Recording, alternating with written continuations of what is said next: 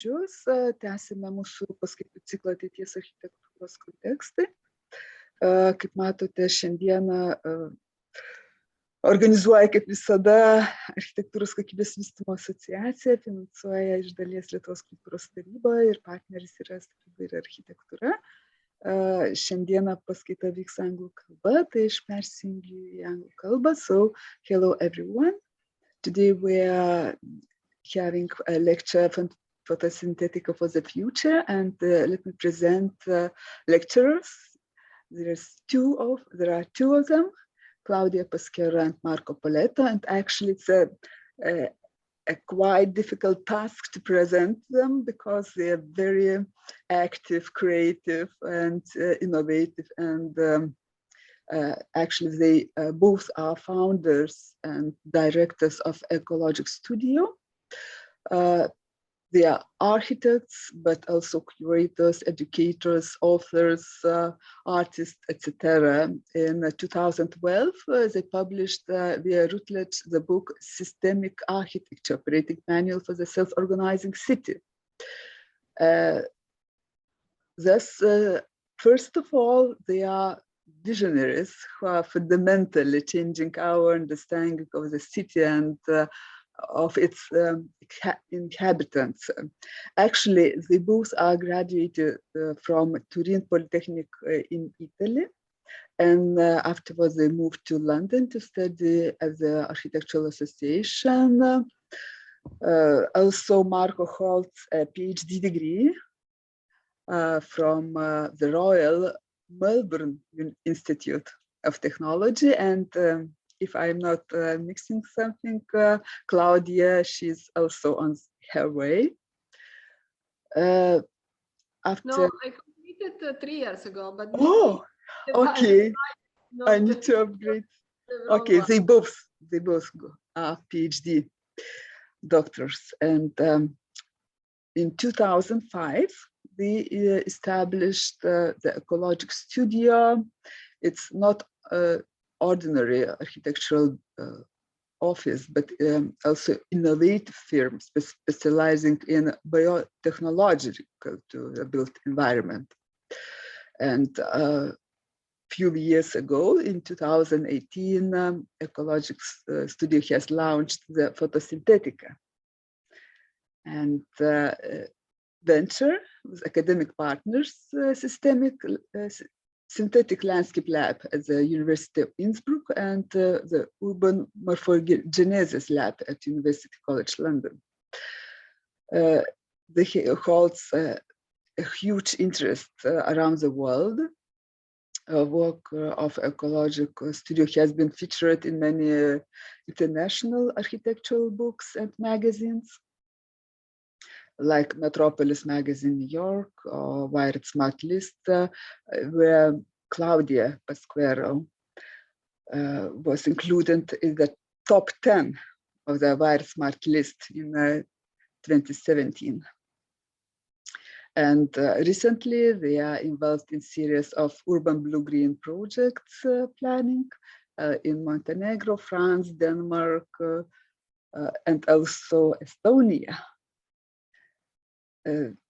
What's interesting that in 2017 they curated Tallinn's Architecture Biennale, and they too designed and make production of the main curated exhibition, and everything was dedicated to Bio-Tallinn.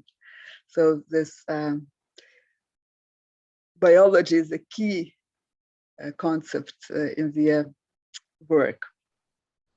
Of course, it's just like a tip of the iceberg, and I want to stop here because I want to pass the word to Claudia Pasquero and Marco Poletto.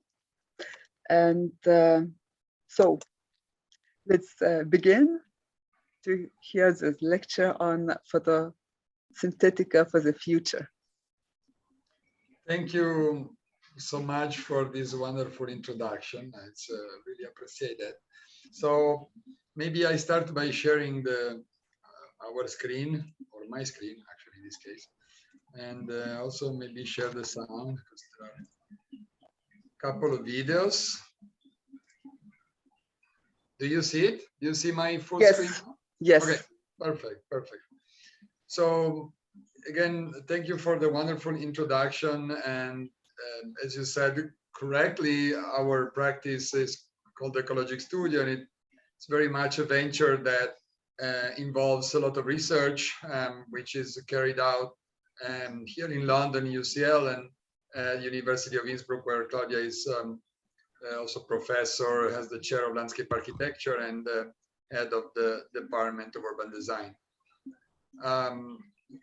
In our practice, we essentially do not make a clear distinction between the realms of architecture, design, or landscape, but rather try to engage with what we call the design innovation paradigm, which essentially deploys design as a tool of discovery, of research. And in doing this, we have collaborated with several industries and touched upon multiple type of projects, from the biodigital design research embodied by the Hortus project you see here, working with the pharmaceutical industry and urban well-being, and as well as with food and the future of food and how it may be integrated in the urban realm.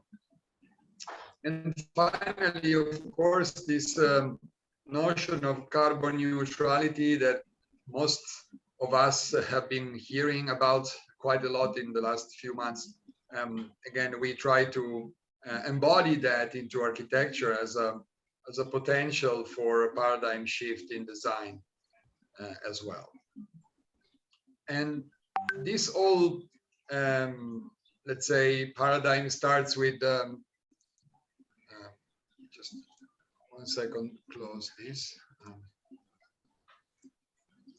So this whole paradigm starts with a very clear concept or notion that for us is the way we look at cities. And cities are not only the city centers. For us, it's really about understanding the complex network of relationships that actually supports the metabolism of the urban environments that we live in. And effectively, in particular, in the case of what we call the urban sphere, it is obvious that the boundaries and the footprint of cities extend much further away, and especially in those remote areas of the world from which resources are extracted, and others where waste is eventually deposited. So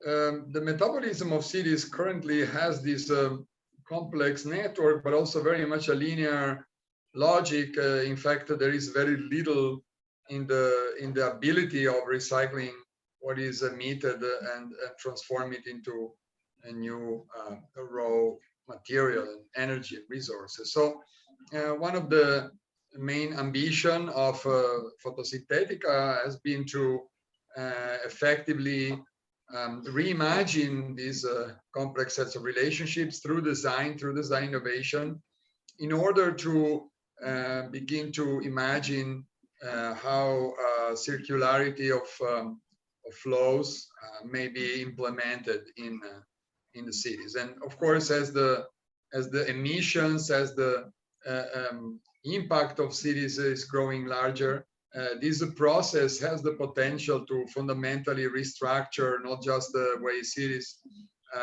behave, but also the way in which they look and the spaces we inhabit within them. So in that sense, we are beginning to work with elements such as air pollution particles or other forms of microbial life, and turn them into kind of ingredients for a new type of biologically active architecture. And of course, this type of biologically active architecture may have the ability to essentially feed on the waste and pollution that our cities constantly emit, and transform them into a healthy superfood or sustainable materials for a growing urban population. So essentially, there is really this vision for a kind of metabolically active urban environment.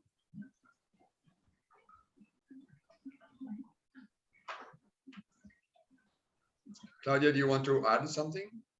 Well, for us, Photosynthetica is not only a way of interacting with the city metabolism, and in particular the air, but is especially a way of creating a human, non-human form of alliance. Microalgae are in itself a consequence of climate change, as they bloom in many of the sea of our planet and also in the Baltic Sea. The question is not simply how we deploy macroalgae, that are some of the oldest organisms on the planet, but especially how we can create an alliances with them and create habitat for human as well as for bacteria. Here you can see, for example, this satellite view of the Baltic Sea that is a bulge, and here are the algae blooming. And what microalgae can do in this collaboration is that they are able to feed on some of the elements that our city produce. What we call pollutant, what is dangerous for us as human, is in reality a nutrient for the algae. So pollutants stop to have a negative connotation and become a resource. 50% of the world's CO2 is in fact absorbed and stored into ocean by the power of photosynthetic microalgae.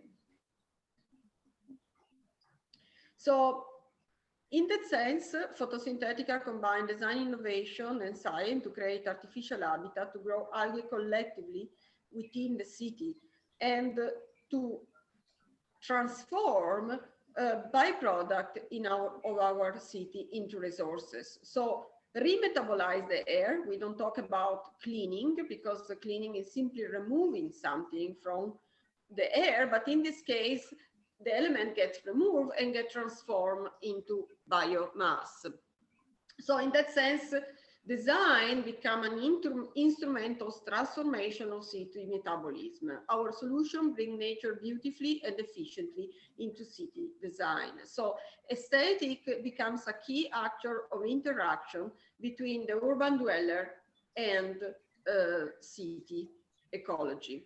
This biomass that get produced become in itself a possible resource for future material. So it's not simply about cleaning the air or interacting with the air, but it's also about producing new form of life. Interestingly enough, when you dive at the scale of the urban microbiome, you look at microalgae, which are essentially monocellular organisms, single cells organism.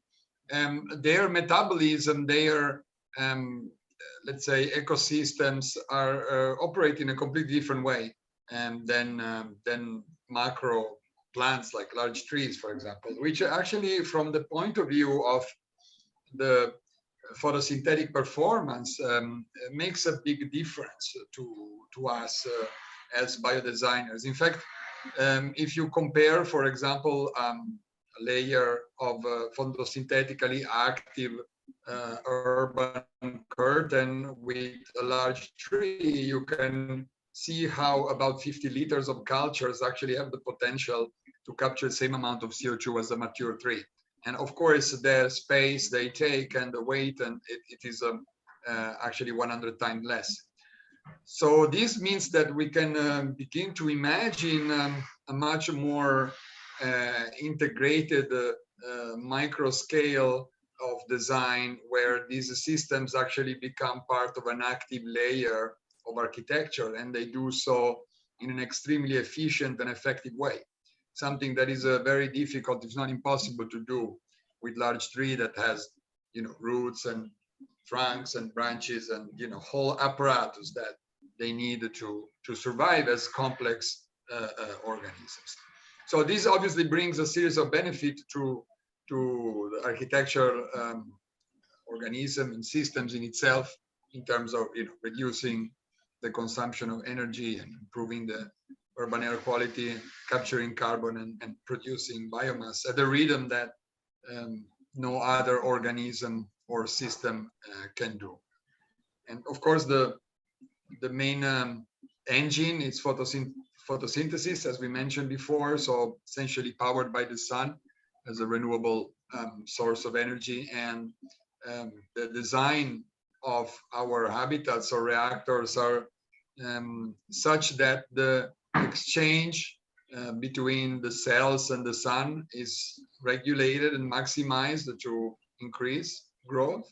And at the same time, the exchanges with the atmosphere is maximized by the trajectory that, let's say, the molecules and the particles in the air take within the reactors. In this case here, a Photosynthetica curtain, you see this kind of snaky path is designed on purpose to increase the length of the trajectory for the bubbles to exchange with the cells and effectively be absorbed and remetabolized, so that fresh oxygen is then released in the atmosphere.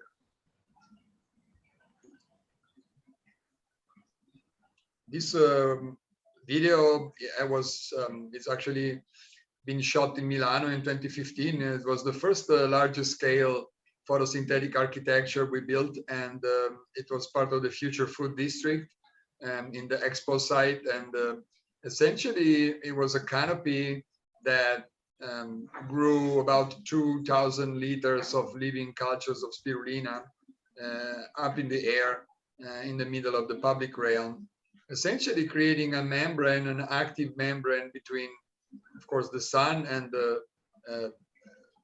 piazza, the public space below.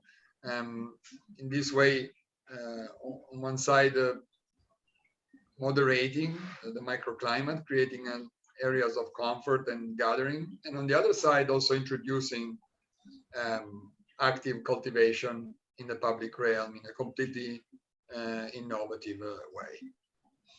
And spirulina is one of the main, or the most widely diffused microalga or cyanobacteria, and it's highly regarded as one of the most nutritious aliments existing. So it is very much part of the nutraceutical and the food industry already. And it's a great potential still in the future as a meat substitute for the highly protein value that it has.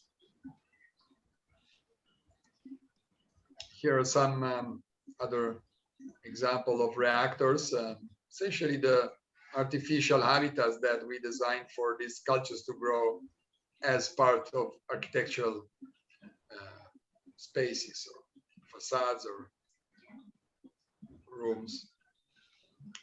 And maybe the main aspects that we already touched upon, but I think it would be worth underlining, is where is the carbon dioxide going, and where are the particles going once they are captured or absorbed, or, as Claudia was mentioning, remetabolized from the air.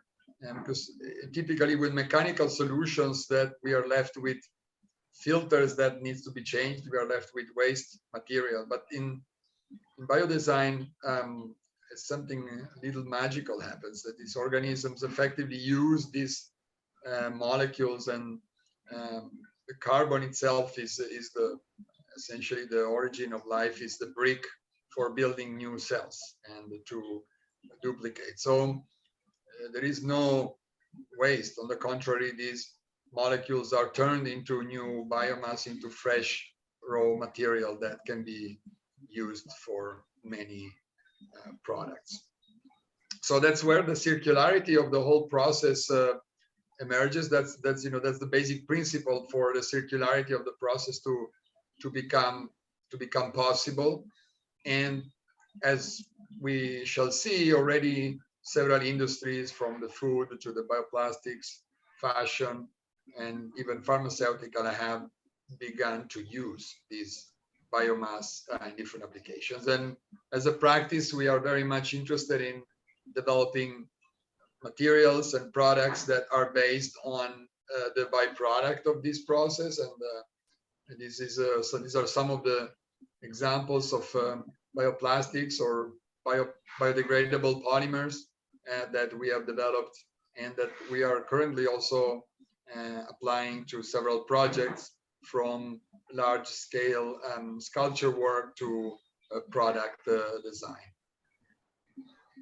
And of course, the possibility to use or deploy this material with innovative fabrication technologies is something that has always been part of our portfolio, and that I think can bring further value to this biomass. In particular, with 3D printing, now we are experimenting with customized bespoke filaments that can be produced through a mixture of algae biomass and other nature-based ingredients. And the result is not only aesthetically beautiful and intriguing, but also materially it creates the possibility for completely compostable and biodegradable solutions.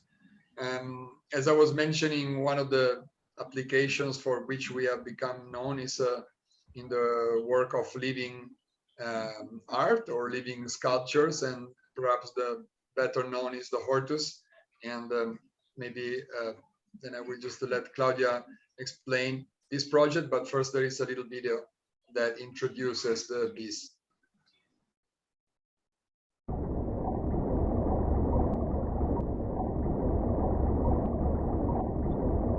We are now so many, and our impact on the biosphere is so large, so vast, then the biological systems cannot adapt fast enough. We have therefore designed inhuman gardens as a form of interface between multiple forms of intelligence, human as well as non-human, and between the built environment and the natural one.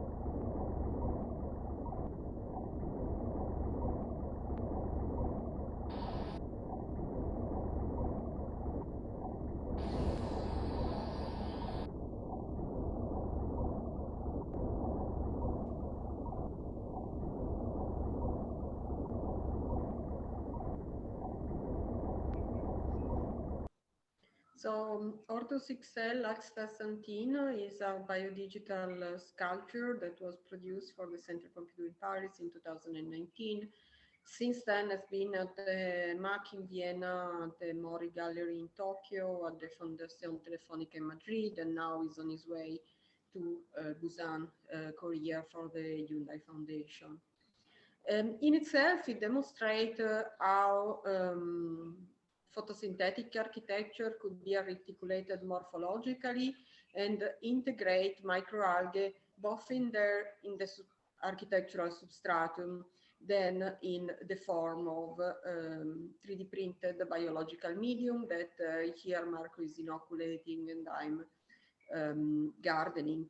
It's also for us a picture of a possible larger form of architecture that relate to the city. So its morphology is in itself related to the morphogenesis of coral and the relationship between the coral and the xeoxanthellae, the microalgae that are symbiotic with this type of coral. But in a larger scale, we imagine this is part of a form of collective in the city that will be able to remetabolize city waste, but at the same time relate morphologically to the larger city. Here, this vision is somehow summarized by Ortus on the city of Tokyo in the background when it was exhibited at the Mori Gallery at the 54th floor of the tower. This reflection allows us to develop a larger or a scaled or version of the project, which is the Photosynthetica Tower. The Photosynthetica Tower hosts the Photosynthetica design innovation, as well as other form of synthetic landscapes, such as garden for migratory birds, as well as human activity of living, as well as of producing. You can see here the hexagonal form of human and non-human in habitation, and in the next view we have a glimpse of the labs, the hybrid program that would allow inhabitation and productivity to happen in the city, as well as research.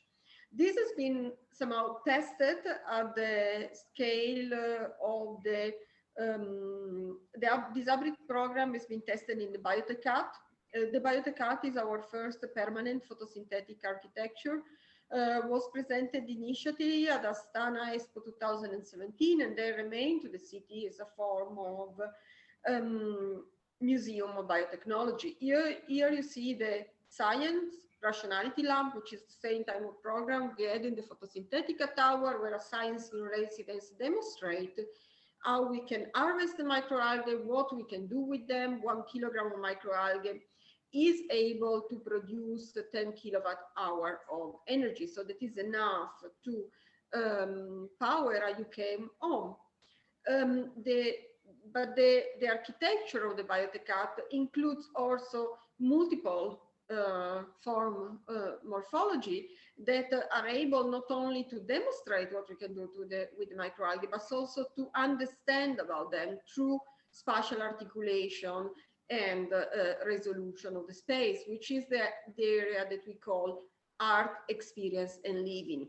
In this case, by interacting with the space and the morphology of this large photobioreactor, the user is able to remetabolize the air, but also to experience the changes that happen in the microclimate, to visualize the flow of the microalgae, the bubbling, the releasing of the oxygen through the interaction with the architecture visually and physically. The Biotech absorbs 2 kilograms of CO2 per day, which is the equivalent of 32 large trees. So we could consider that the Biotech it's in itself a form of a synthetic forest, a family-run urban forest.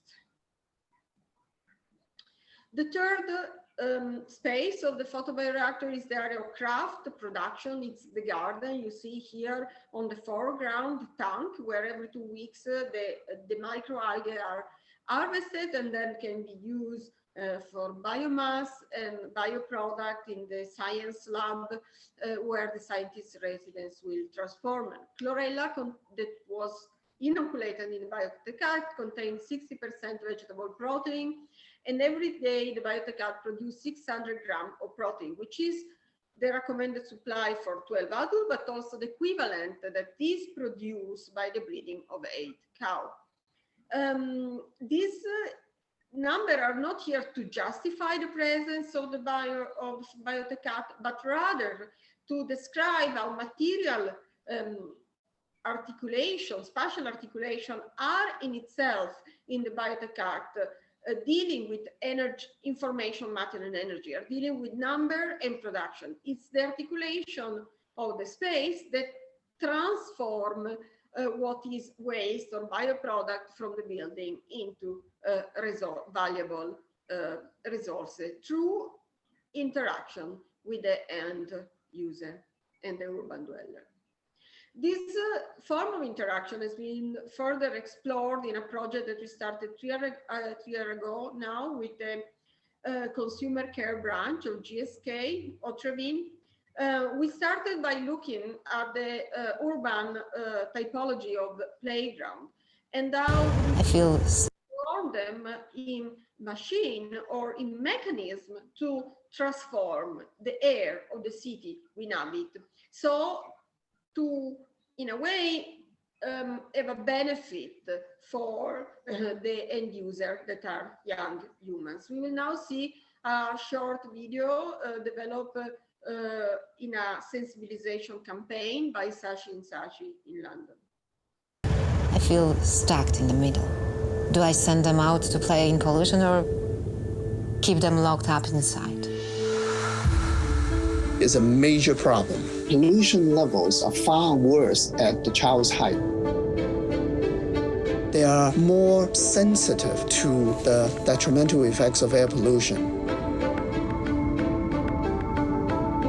We all grew up going outside and not having to worry about things. I never thought I'd have to protect my kids from the one thing that keeps them alive. As a mom, it breaks my heart. I just want to play.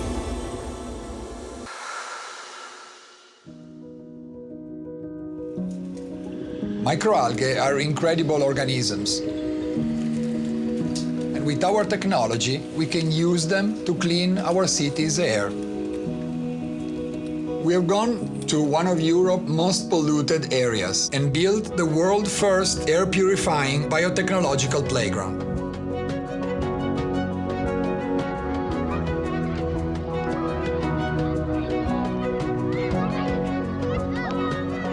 The uniqueness of this concept relies on the relationship between the architecture and the kids. Have fun there. The more children play, the more the algae absorb pollutants and clean oxygen is released. This algae is what's taking the bad stuff out of the air. The air feels amazing. The key aspects of this project is to create awareness that it is indeed possible to clean the air we breathe. This can't be the only way to help them breathe better. We need to do more.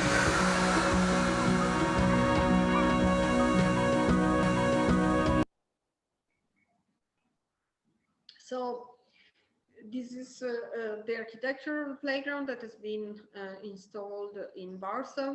One of the key points we always discuss with the different stakeholders is how it's the architecture, the interaction between the morphology, the materiality, the user, which are the kids, as well as the microalgae in the environment that transform the air. It's not an architecture to which we attach a nature-based technology. Is an architecture that itself, thanks to its morphology and the interaction of the user, transform the air of the city.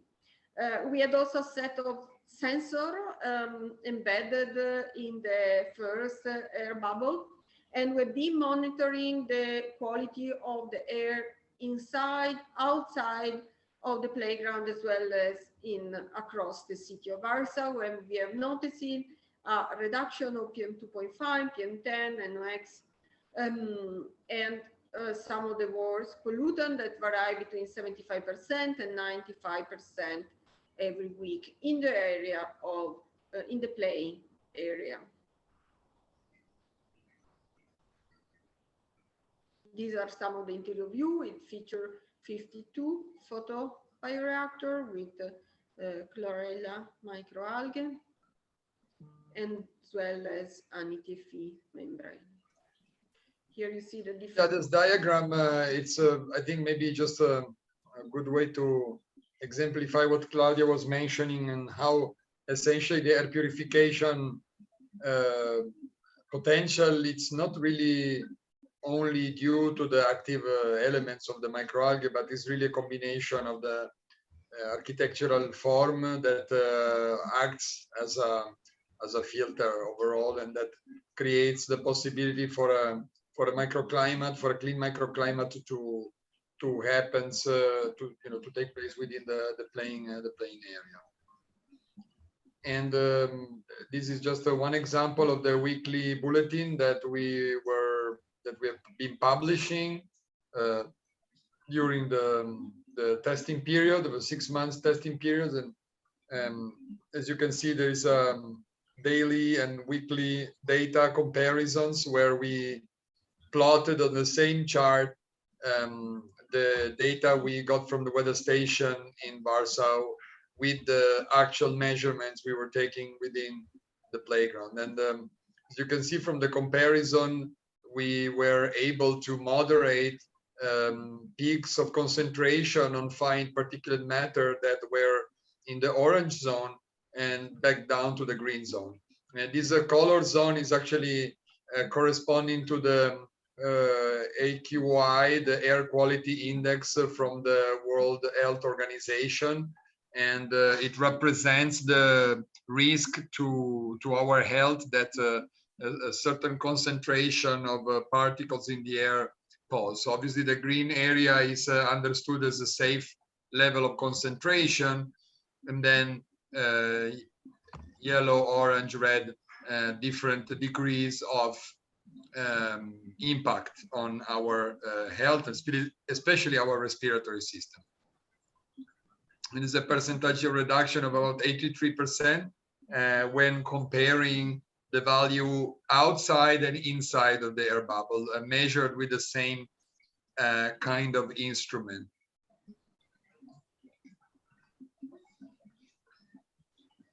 A further development of this concept, you can go ahead, Claudia, it's fine. So, yeah, as Marco was saying, the air bubble has been a second iteration of the air bubble, has been a deployable form of architecture. So that for us embed what the architecture of carbon neutrality is. This was presented at COP26 in Glasgow in November.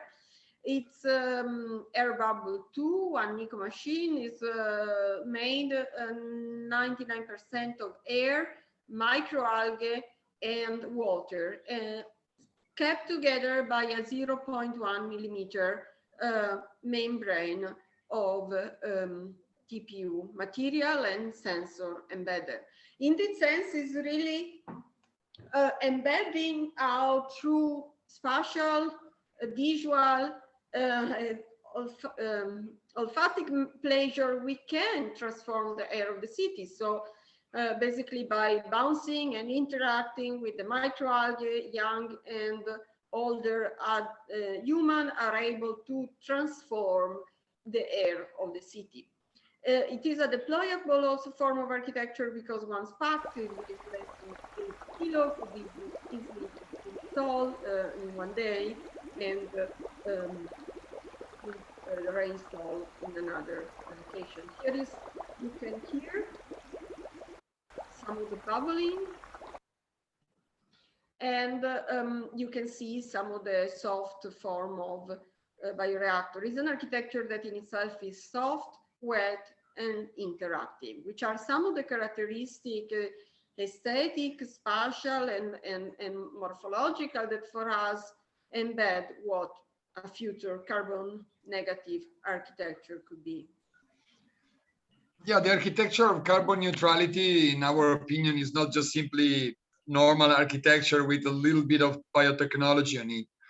We really need to look deeply at and profoundly at the way we conceive architecture and we conceive the space we inhabit. And of course, the embodied energy and the materiality of architecture is one of the fundamental aspects. So with this project, we really try to push it to the extreme where the entire architecture is made of living organic systems almost entirely. And of course, the element that keeps it all together, the membrane, has a very unique morphology. So it is not just simply a membrane, but it is a three-dimensional system that we have modeled, computationally engineered, and fabricated out of hundreds of little strips welded in the 3 dimension. This creates a cellular structure very similar to the one you would find in the stem of plants, which in turn gives this strong morphological resistance. For some reason, this is not moving. Now you should see it moving.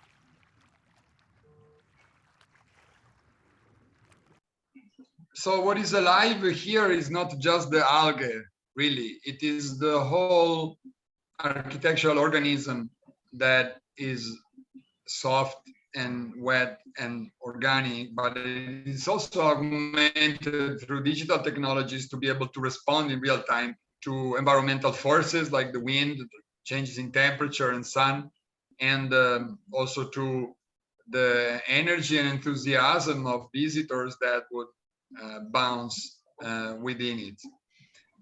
It is important to realize that one of the key elements for us in I think most of our project is how do we turn something that is performative into an expression of this performativity.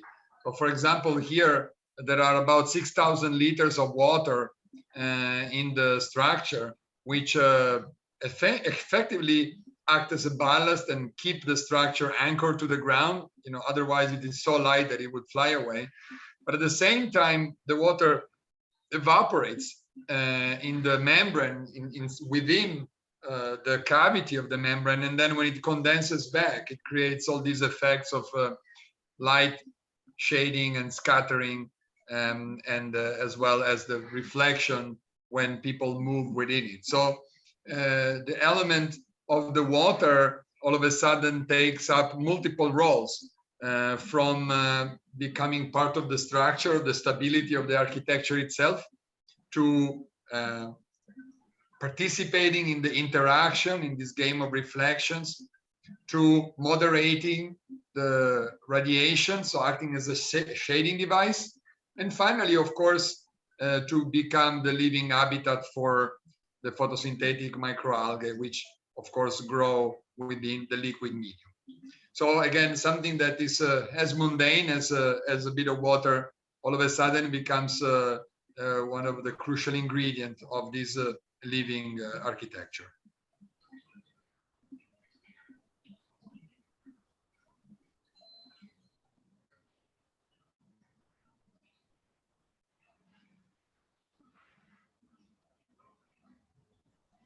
So now with the Bit Biobot that was presented at the Venice Biennale in the last architectural biennale last year in May, we have explored a form of co-living.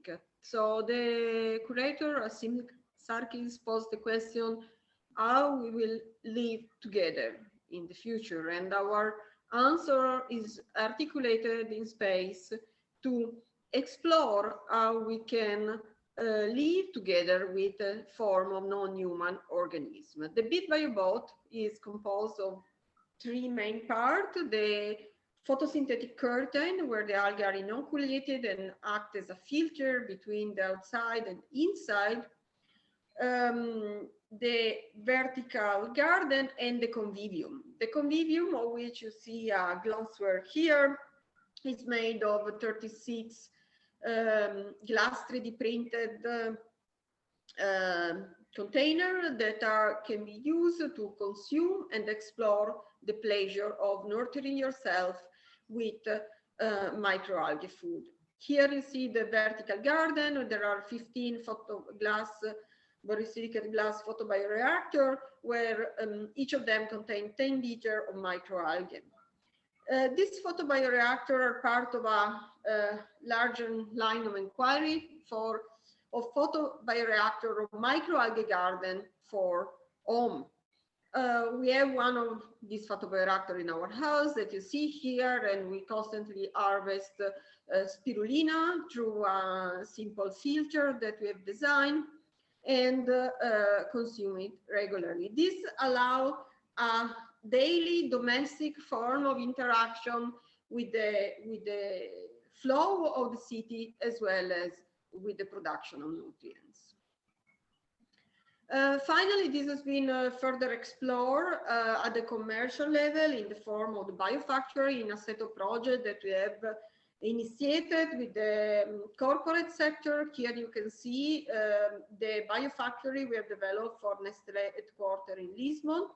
This is the first prototype where the skin of the factory become photosynthetic and are able not only to absorb the byproduct produced by the factory itself, but also produce spirulina that in this case becomes part of their R&D limited edition line of products. So the factory in itself becomes an environment of work, leisure, consumption, and production of elements that are present in the air and water of the city. Here you see a view from the outside of the first installation and some of the visualization of the larger factory and form of photosynthetic factory. Yeah, so the biofactory is really the culmination of this idea where essentially the architecture of production is now embedded with ability to grow and remetabolize its own waste. So we are really opening up for a new generation of factories that are essentially an hybrid between a laboratory, a garden, and a production system itself. So something that becomes very interesting for architecture when we look at it from this perspective is that the typical, programmatic organization that we have inherited from modernity, and the famous machine for living, where functions are clearly predetermined and often segregated in space, it is transformed into a dynamic process of production or a living machine, essentially, where the programmatic element is transformed by the process itself. And when we look at this transformation or transition at the scale of the landscape or the scale of the city, all of a sudden we also find a clear blurring in the boundaries or in the zones that we are used to deploy when planning or thinking about cities. It becomes impossible to clearly segregate areas of leisure or work from areas of production or, for example, treatment of waste. And this was one of the premises of the project in Tallinn, which is presented here, where we try to understand the city of Tallinn through its water landscape, and starting from the wastewater system that processes the wastewater in the city, which is currently kind of a centralized system. And what would happen if each architecture in the city was becoming capable of remetabolizing some wastewater, as we have described it before? So all of a sudden, the network, the wastewater network, would become much more distributed systems of collective intelligence, where resources and nutrients are exchanged locally in many different ways. So a much more scattered and differentiated system. And then we started to develop a series of speculative renderings that look at what would happen in about 20 or 30 years. Tallinn, like many other cities that are very low level, surrounded by the sea, it is likely to get flooded more and more permanently. So this logic of wet city, of a city that is capable of remetabolizing its own wet environment, is not just a speculation, it's going to be a reality pretty soon. And we have tried to imagine how this reality, rather than being disastrous for the city, could be understood as an opportunity for reimagining the city itself as a living system. And how would this living system look like with this new type of distributed networks and bridge buildings and infrastructures that essentially connect and float over the flooded and wet areas of the city.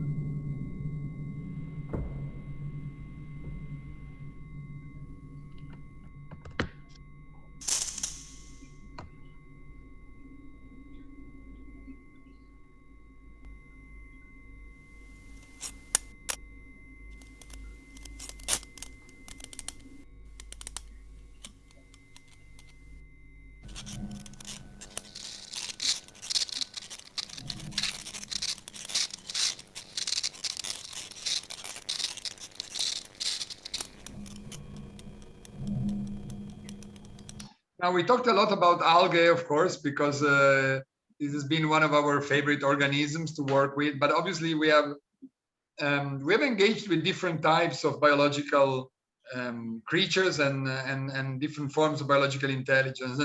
And I think to conclude the lecture today, I think it would be worthwhile bringing to the forefront this organism called Physarum polycephalum, or slime mold, more colloquially, because, first of all, because we've been working with this for several years now, but also because it is a system that has inspired a lot of the work that we have done at the urban scale, especially, because it is a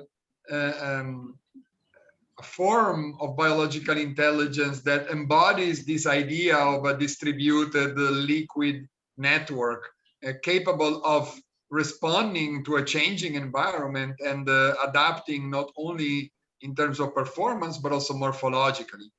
So this type of, let's say, living metaphor has evolved in recent years for us into something actually more than a metaphor, and has become a tool for design, for planning. And we have also recently presented a kind of summary of this work in an exhibition at the Centre Pompidou, which is ongoing. So if you happen to be visiting Paris, I invite you to go and see it. It's a great exhibition, and not only for our work, of course. There is a beautiful work on show focused on the concept of network. And of course, we have tried to interpret this idea of network in a kind of a unique way through the slime mold, which is deployed here really as a design engine, or almost like as a co-author in the planning of a future Paris. But we have also made an experiment in coupling the intelligence of this biological organism with an algorithm of machine learning, so a form of artificial intelligence. And so the project is called CycleGAN, La Dérive Numérique, which is essentially really an experiment in sending a slime mold in a kind of derive on the streets of Paris, which of course have been abstracted as a landscape of nutrients. You see here a close-up of one of the pieces we have produced, which is a bio drawing where the slime mold grows over a map of nutrients. Here the nutrients are the exact transposition of the map of Paris, the biological map of Paris. So we have analyzed with the satellite the vegetation and water density in the center of Paris, and transformed it into these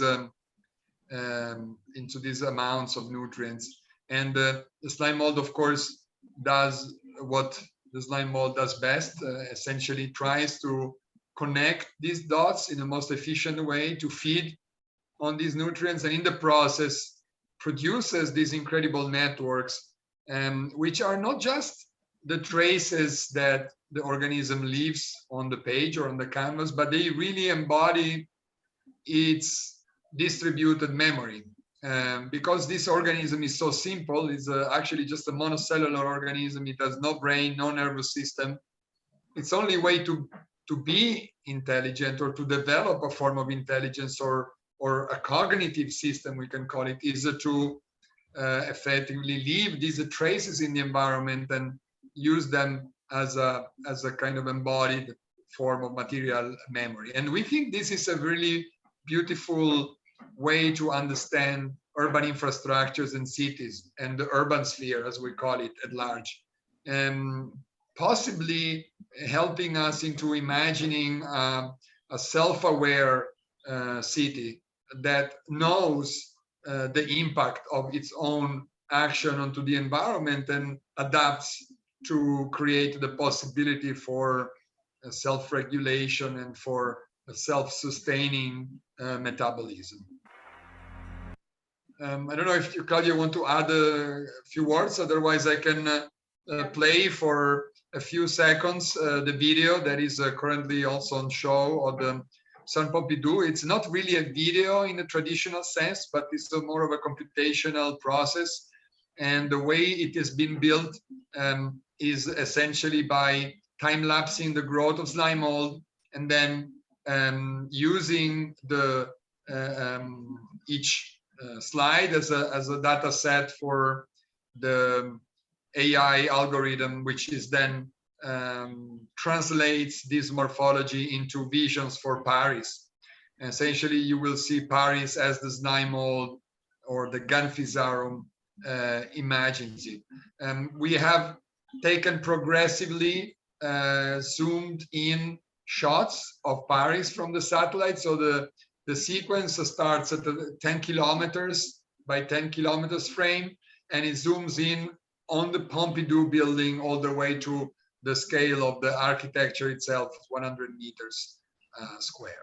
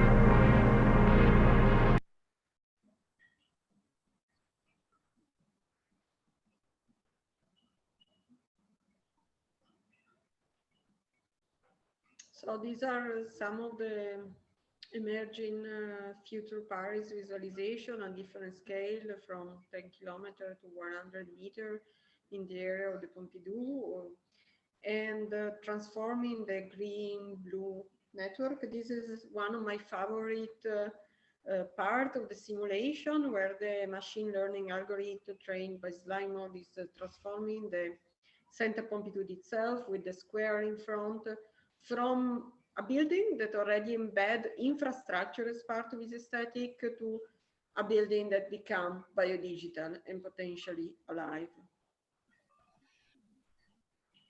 I think we can probably open up to a little bit more of a conversation at this point, so that we make this a little more interactive. But I hope this was clear enough and enjoyable. So thank you for your attention.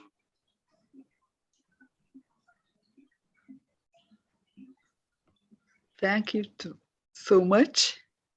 Oh, it was so inspiring. It's like, oh, come on, just go on. The show must go on. I think first I should ask our audience. Does maybe I stop sharing so we can see each other a bit better. Okay. Yeah, okay. So let's start the question and answers part. Maybe from the audience, someone has a question. Thomas, yes. It's amazing, Marco and Claudia. Thank you. And first thing, it's like a shock just to need to breathe in, breathe out. But I have very pragmatically questions, because I'm working with some companies. They are looking for interesting solutions, and one of the solutions, for example, for kids, for playground, is this pavilion in Warsaw. And what approximately the price for this installation? I mean everything is fine with the solution, where is polluted air, and there is of course some new insights to bring new technologies together, not just to build copy-paste technologies and to solve the problem, one of a problem, because we see that everything is connected, and we talk not about the humans, we talk about the bees. How do they feel now? How do birds flying? And everything is necessary to bring together the nature, the humans, and the technologies, and practically how to turn into working process. I mean, if we want to air, is not enough just to reinstall the facades. We need to have a commercial plan, how to invest, how much invest, and when these investments will bring positive feedback and money. So it's about the money. Of course, I guess you working with some funds and universities, but with commercial sector, what is your experience? At the moment, the project of the playground, in fact, is a collaboration with the pharmaceutical industry, especially the GlaxoSmithKline is the company. Otrivin, it's their let's say department that is involved in the respiratory health, so they have a direct interest in raising awareness on the impact of air pollution, and so they have been partners in this on one side, like contributing to the research and to the project itself, and on the other hand, of course, in the case of Warsaw, that was bringing together, of course, the local municipality and the Copernicus Science Center, which was just next to the site of installation. So the combination of these three partners, like industry, the city, and the museum itself, created the conditions for the project to happen and to take place in the public realm, to be open to everyone. So to be a true playground in every sense. And I think that this type of synergy, I think it's very possible. And what we hope to do as designers is to foster these, right? Because obviously the industry, on one side, they have a lot of desire to innovate, to try to understand how they can evolve in the next few years. On the other hand, they are very much risk adverse, as you know. And so the interest here for us is how to create a synergy that gives confidence to all the stakeholders. The financial element is interesting because in the end of the day, the structure itself is not much more expensive than a conventional playground. Of course, in this particular one, we have used quite high spec material, like the membrane is ETFE, which is a pretty high performance material, and we have borosilicate glass in the reactor. It could be done also more cheaply, but this is not the point. I think the point is that obviously the finance is there in the moment you create this synergy between sectors. And in order to create that, you need to create excitement on one side and confidence on the other. For example, the first thing you're asked all the time is the maintenance, right? Because people are completely terrified when there is something that is alive, that then they have to, take care of it. And, obviously on one side, we are always saying that actually the whole point is to take care of it, is to develop, a certain type of empathy or interaction with the world that surrounds us.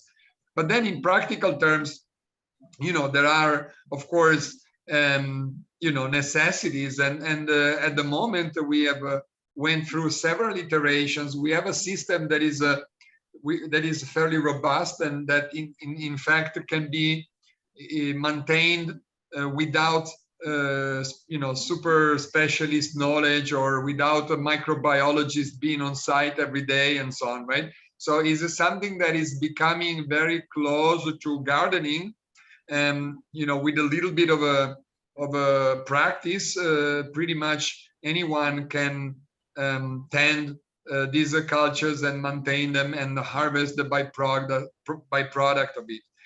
And the other important elements in the equation, in the economic equation, is what do you do with the byproduct? Because, for example, spirulina, when it's in a kind of edible form, sells for about 200 pounds a kilo. So, there is a substantial value in that biomass if you are able to extrapolate it. And so then again, this is about creating synergies.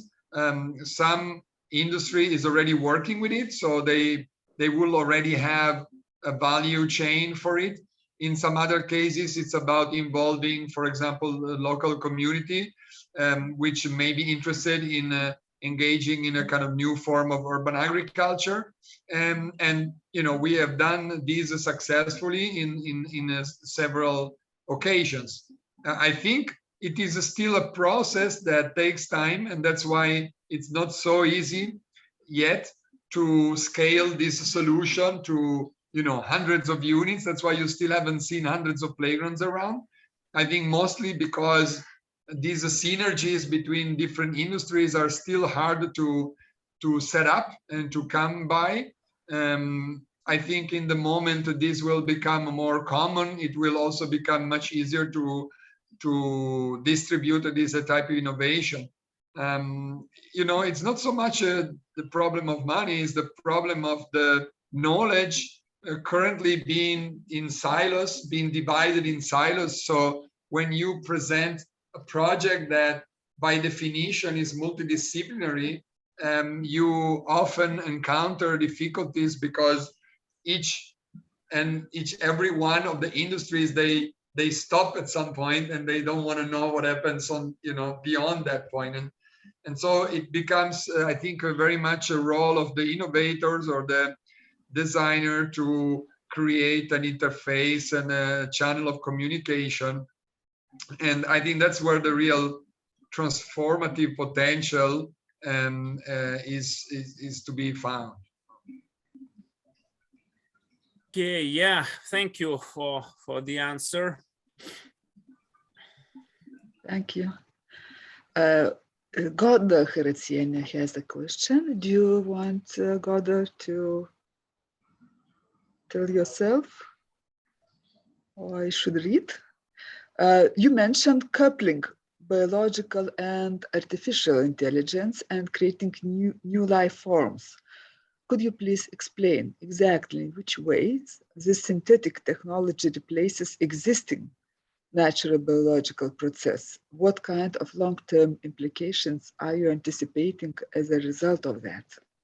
Well, we are not suggesting to creating new life forms or to substitute existing natural biological process. Rather, we are suggesting a shift from an architecture that is static to one that is alive and dynamic. We are suggesting a transition from the model of urban design that we inherited from modernity, whereas the city was linear and simply producing but not remetabolizing the bioproduct, to a city that is more systemic and circular. In this sense, we propose to overcome the paradigm of zoning, where its infrastructure is separated from the built environment, and to a more hybrid model, whereas architecture in itself become an interface that allow us to deal with the changes we are going through. We often talk about the fact that we are in time of climate change, but change is an inherent quality of the planet we inhabit. The planet changes all the time. So architecture, rather than being a static element like it was in the modern era or in the Renaissance, it becomes an interface to allow a different understanding of change, so that we don't stop change, but we establish positive dynamic of change. In that sense, for example, in the last project, we coupled biological and artificial intelligence to be able to tackle the redesign of city from the point of view of collective intelligence and not of master planning. So how do we involve multiple forms of intelligence in the redesign of the city? And how do we move from the modernist paradigm of the machine for living to the living machine or the living architecture that is able not to resist the change, but to embed change? Or in the case of the Photosynthetica, to integrate microorganisms that are in itself the byproduct of climate change, but that can help us to transform the city we inhabit and transform pollutant in resources. But it's also, I think, in a way, an attempt to recognize a transformation that is already happening, because I think that one of the problems with the contemporary narrative with cities, especially when it's when we're talking about regreening cities or carbon neutral cities and so on, it's that it seems to still be anchored into a paradigm where city and nature are kind of opposite entities in a sense, and that one kind of disrupts the other, and vice versa. But I think that what we have to realize is that cities as they are today are already embedded into a paradigm of nature that is also changed, is also being transformed. So in other way, we could argue that both cities and nature as concepts are now hybrid and are contaminating each other, influencing, redescribing each other. There is no clear boundaries between them. And so that's why we tried to move beyond that by, let's say, describing this notion of the urban sphere that very much refers to the natural biosphere in a kind of augmented form, where urban infrastructures and systems are now part of the natural landscape in a way that is impossible to separate. And there's this realization, very much goes hand in hand with the conception of the Anthropocene. This kind of a age where every system on Earth is affected in a way or another by technology and by human activity, but also by the fact that precisely because of that, we are no longer in charge of this transformation. So funny enough, the Anthropocene, even if the name suggested that anthro is the age of man, it's also the age where man is confronted with the complexity or with the scale of transformation that goes beyond rational comprehension. So we are already in an age in which our let's say idea or conventional notion of intelligence, of rationality, is also failing us in a sense. And I think that's where these projects, or this idea of discussing cities as a hybrid of biological and digital intelligence is actually for us becomes a productive way to try to find a different perspective. As a planner, as a designer, you are asked for solutions. And what we're trying to say is that, especially when we talk about this larger scale, we need to shift the question, so that we can get relevant answers. Otherwise, it is very difficult. And so, so that's where the Ganfisarum project actually sits. Conceptually, but also methodologically. It is really trying to take digital design from a different perspective. Traditionally, digital design would perhaps abstract logics from the biological world, from the living world, and create algorithms that in a way replicate that, but still as a form of human-centric, if you want, rationalization of nature. What we're trying to do is, rather than substituting nature with the digital, we're rather trying to augment it, or to couple it, to create a hybrid, a bit like a little Frankensteins of, where the living intelligence and the digital intelligence, they essentially coexist and communicate, and basically enable us to look at the world from a different perspective, without necessarily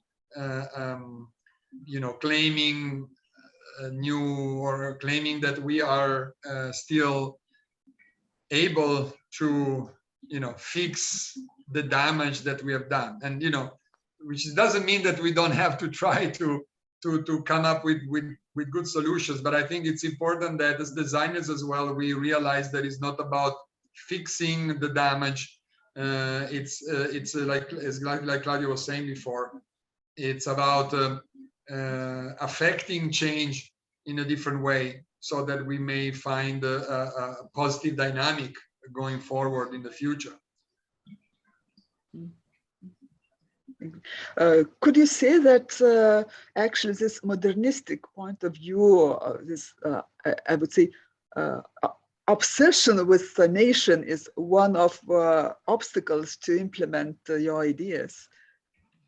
Well, I mean, I think that because this goes hand in hand with the concept of nature, that it's also reductionist, it's also machine-like, so it is very obvious also when you see the architectural representation, all these now there is a green everywhere, and trees, plants, the green lawns, and they are still very much treated as a kind of a sanitized, purified manifestation that has got nothing to do with the way nature works. And that's why also we like very much to work with with bacteria or with microorganisms. That's because they are the sort of dark side of nature, no? The one that like you never want to talk about because it's a little disgusting and maybe even a bit dangerous.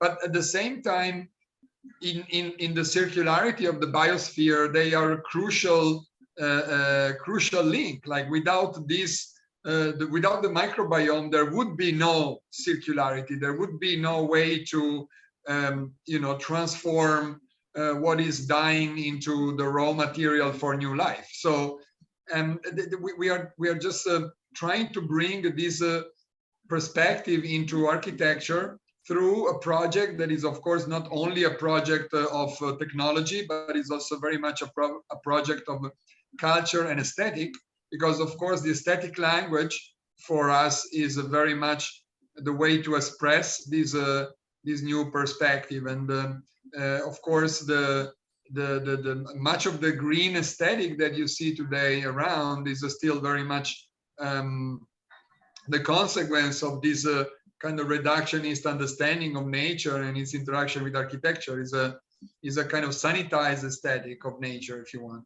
And so that's also what we think designers can and shall contribute, these days,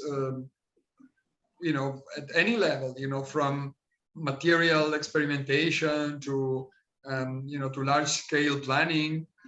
We needed to provoke visions that question this type of segregation, this type of reductionist ideas and understanding of nature and infrastructure and urban landscape, and of course propose alternative point of view. Thank you. Also, I'm very curious, could you disclose a little bit the process of your work? Actually, I'm interested in your team, for example, if there is any biologist or you are just consulting them, and are you interested by yourself in biology, etc.? How does it work? Well, we've been working with a lot of biologists, as well as algae farmer, as well as computational designer or specialist in artificial intelligence. I also believe that discipline can expand often beyond the boundary of the discipline itself. So there is a certain knowledge of biology or computation that we hold, and a certain method to work with microalgae that is specific to our practice or our way of practices. And although it's been developed through the relationship with a larger group, it's very specific of the way we work. And it's not a question of simply collaborating with biology, it's also a question for architects to expand beyond the boundary of the discipline and hold knowledge also into other disciplines. For example, the type of experimentation that we've done in microalgae work at that scale, which is very different from the one that biologists have been working on, which is very small scale, but also very different from the one that algae farmers that are mainly targeted to maximum production has been working with. It's really about integrating algae farming in the built environment and making building photosynthetic. So that type of knowledge of biology is specific of our team. But then in our network, we have a multitude of people that we work with, and also our team is quite complex, especially already before the pandemic, and then also after the pandemic, doesn't reside necessarily in a single place. We have mainly based in Europe, but we have a network of people collaborating with us and working with us and constituted a more distributed form of practice, as well as biologists, algae farmer, computational experts that work with us on project. On the other hand, I do not consider these collaborators so much different than, let's say, our client or even the microorganisms we work with. And I think it's important to map the network in a more transversal manner of how, both stakeholders that invest, that partners that invest cultural and mental energy have a specific role. Yeah, very interesting. Thank you. One more question. It's Dalia Augustinaitė. Photosynthesis of living organisms, for example, as algae, is not only for the greenery, but also used for energy generation and so work as self-sufficient power stations. What do you think if it has a potential also with the other bioorganisms? And also in such a way to change the tradition of understanding the aesthetics of architecture? Well, we have worked with multiple microorganisms. In particular, we focus on photosynthetic microalgae. Microalgae, there are multiple species. There is spirulina, chlorella, porphyridium. They also have multiple colors. So they are already a multitude of microorganisms. And then we've been expanding also on the realm of fungi that are also able to remetabolize some of the byproduct of our city, but also to perform, like in the case of molds, like the slime mold, computational process, so become part of a co-design environment. This is because these microorganisms are usually, very let's say, efficient in this process of remetabolization or computation in comparison to larger organisms.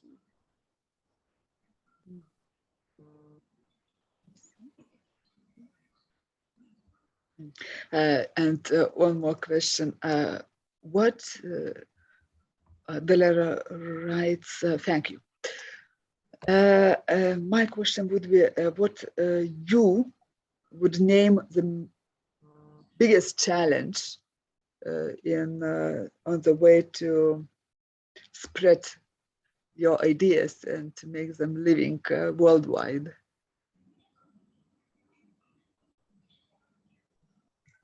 What's the main challenge?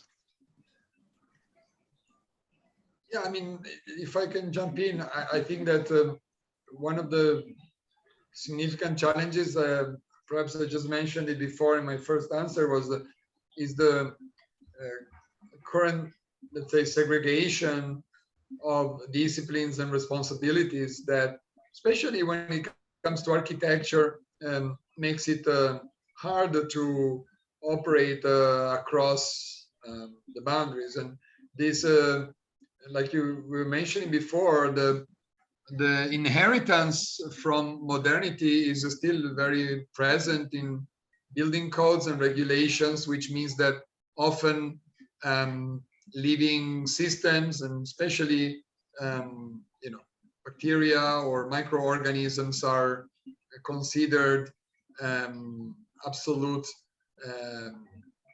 problem for architecture. Also, at the moment, if you look at the building code, it's all about sanitation and maintaining zones of different nature separated. So one of the challenges is really to begin to redefine, re-engineer the paradigm that currently zones or regulate functions in cities, and that controls and regulates the use of materials in architecture, to essentially create room for these type of living, changing, wet, soft kind of systems and materialities to enter the industry. That is the main challenge, in my opinion. At the moment, the construction industry is extremely risk adverse, and regulations, like fire regulations, for example, that are obviously there for a good reason, not questioning that, but the way they are conceived is such that automatically creates a huge limit in terms of the kind of experimentation that is possible. Especially there is a huge advantage that the materials of synthetic origin or fossil fuel origin have because they are the ones who have essentially evolved within this regulatory environment. So often when you try to propose nature-based material or living materials, etc., it becomes very difficult. It's not impossible to meet the current performance targets and regulations, and it is extremely costly and difficult to get the necessary certifications or to push the regulations to change to accept these new categories of products. So that's the regulatory system at the moment is extremely complex, and I think it kind of places what I would say an unfair advantage onto synthetic materials and certain type of industry. So it's very hard for small, for example, experimental material practices to challenge that.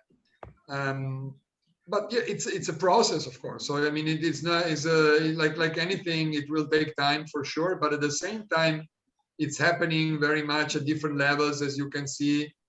Some industries, especially fashion industry, for example, food industry, pharmaceutical industry, they are much more dynamic than the construction industry, and they're pushing a lot, and they have a lot of resources as well.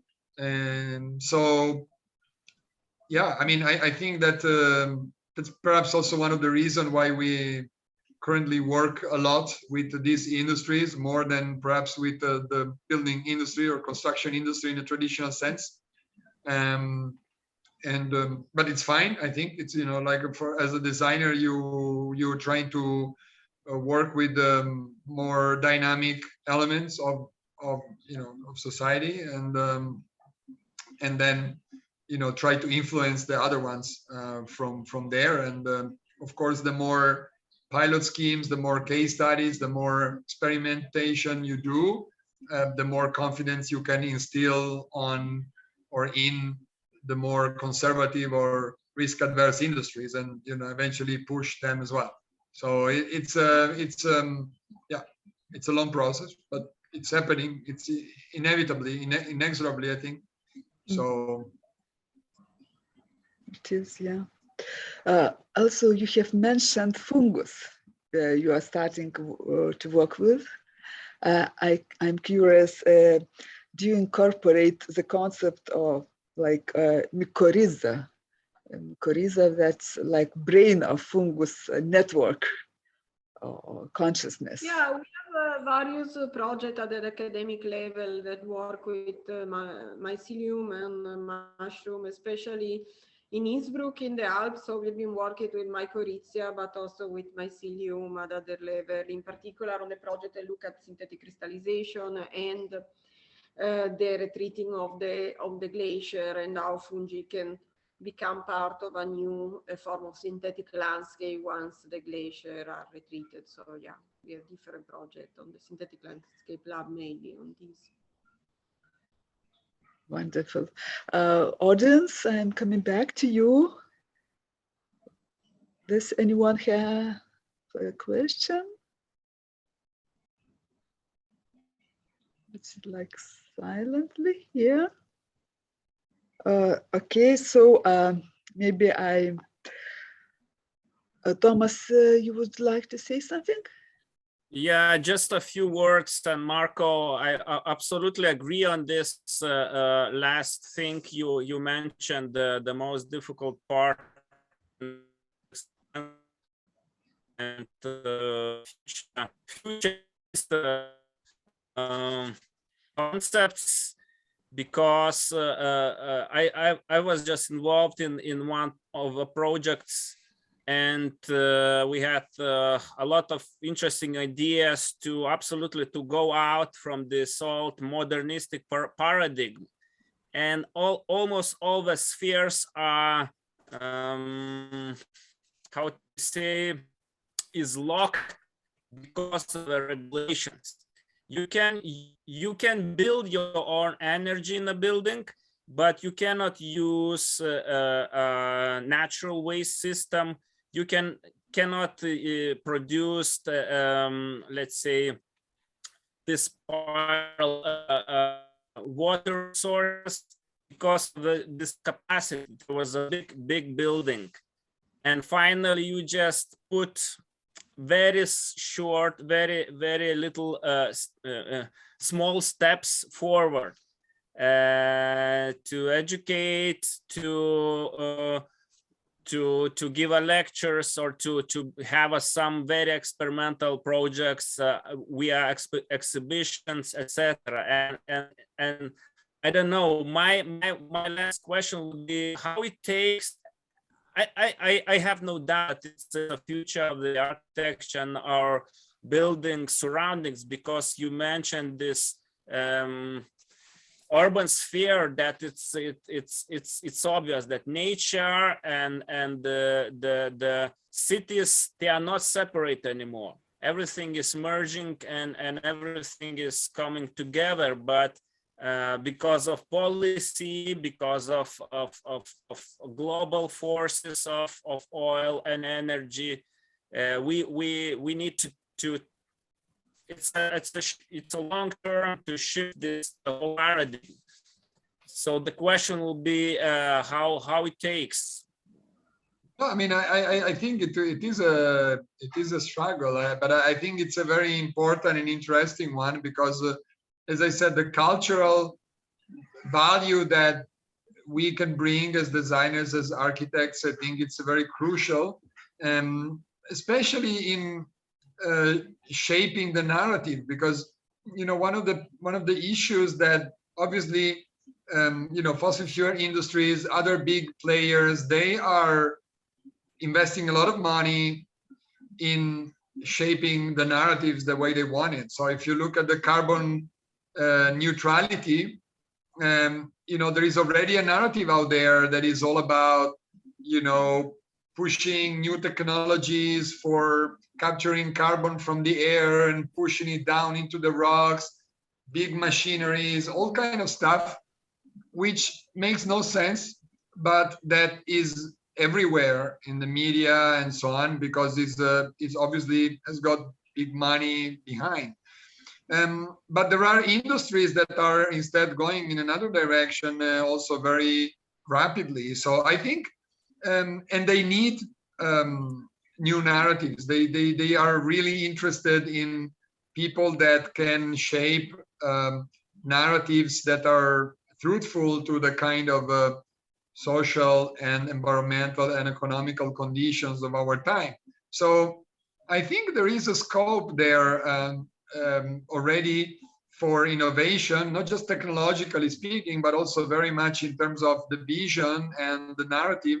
And I think this is something that we need to keep being very active about, because I think it's a very crucial time in history, and it's not just technology that will make an impact, it's also very much our ability to see the directions in which investing our energy, our technology, our money, and to see the directions you need to shape a narrative, and that requires the work of people of culture and of art and of design. And I think that's why there is I think a very important role to play.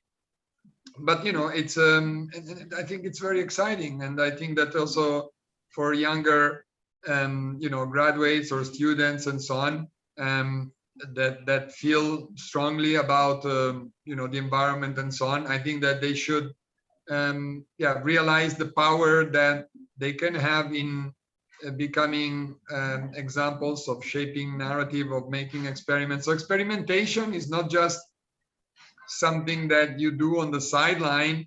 Of course, it takes time to scale something, but in the meantime, the effects that you have with your experimentation in terms of shaping a new narrative is very strong, is very powerful. It can influence big players, industries in a way that goes beyond the scale of the product or the scale of the installation that you do. So I think that this is something that maybe architects should realize more and more, and that's why I like to talk about design innovation, because I think architecture or design, these disciplines now, they should be more and more involved in innovation as a venture.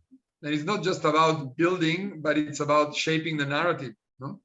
And in a way that is beneficial to our society.